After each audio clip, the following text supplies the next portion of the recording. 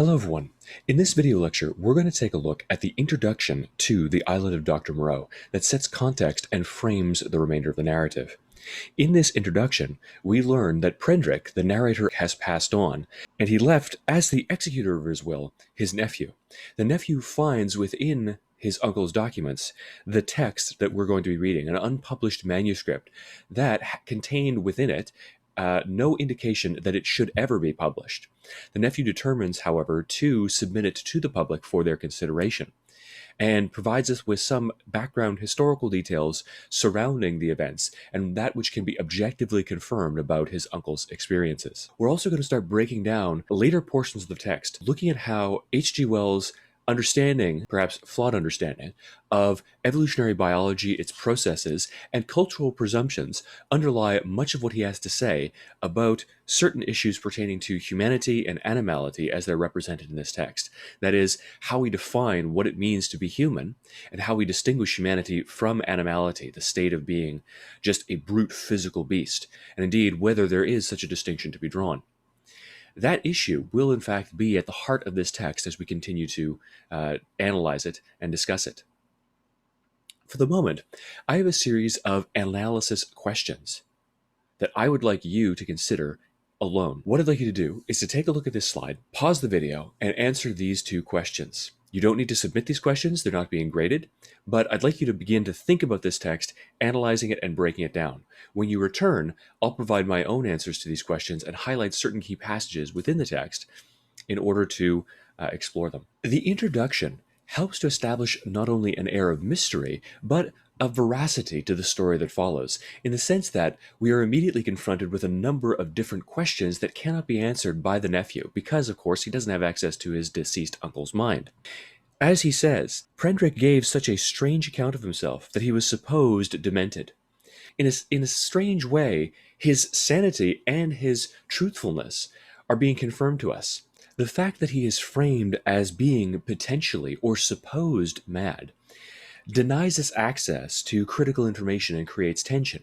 It leaves us in this place of ambiguity. We don't know how to judge him or the account that is going to be related. However, it is possible that that accusation could make him appear even more trustworthy, as if he is some kind of social pariah who's been denied by society. He has not been given voice, he's not been accepted, and thus, as we read his text and we become intimately familiar with his experiences and his process of thought, suddenly we're in a position very much like him, as the excluded outsiders who are not being accepted or not being believed by that larger society. We feel with him as these events that are confirmed to us or that seem so solidly grounded are denied by that wider public. That tension between his potential madness and insanity, however, drives a kind of anxiety within the work. We are given here context, but mired in ambiguity as to the veracity of the events and also the psychological stability of the narrator. One of the critical aspects of this introduction is its appeal to tangible physical or empirical evidence. What is it that we can prove? Only things, it seems to suggest, that have evidence for them that can be weighed, tested, and measured, documented objectively, external to the individual mind.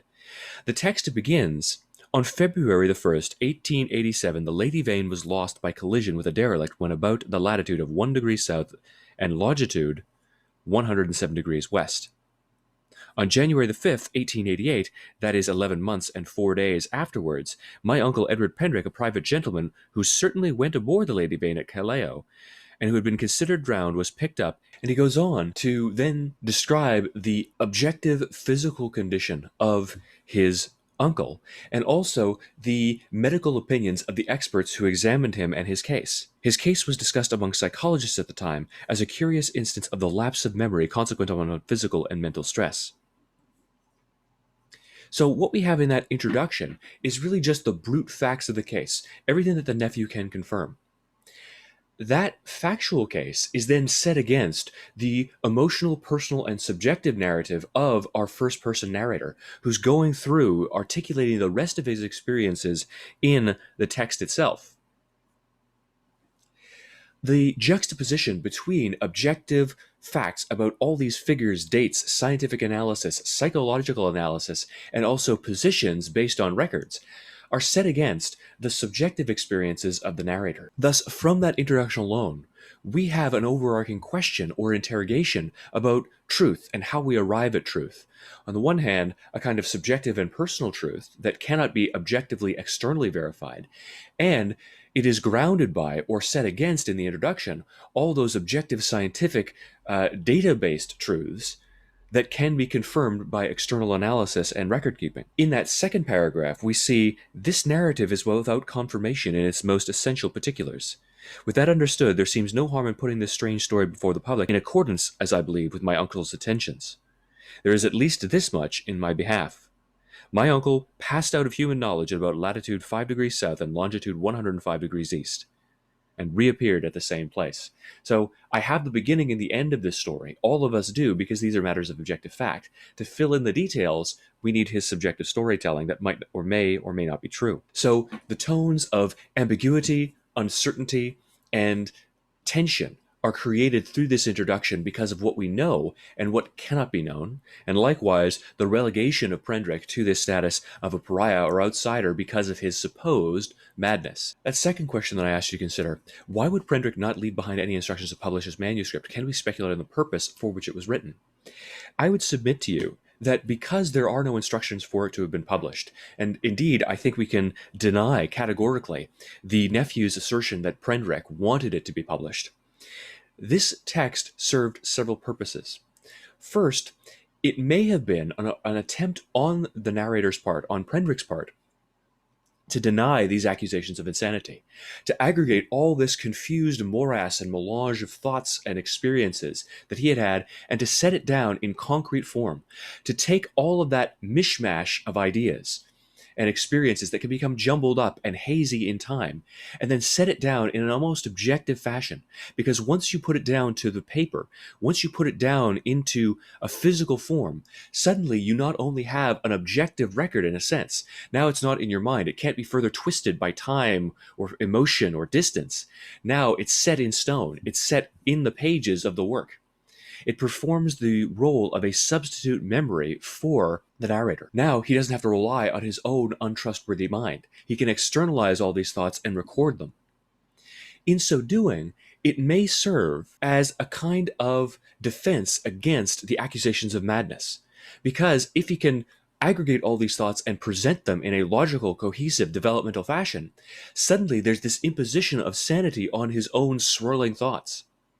There's an imposition of order by way of the process of ordering it in the story.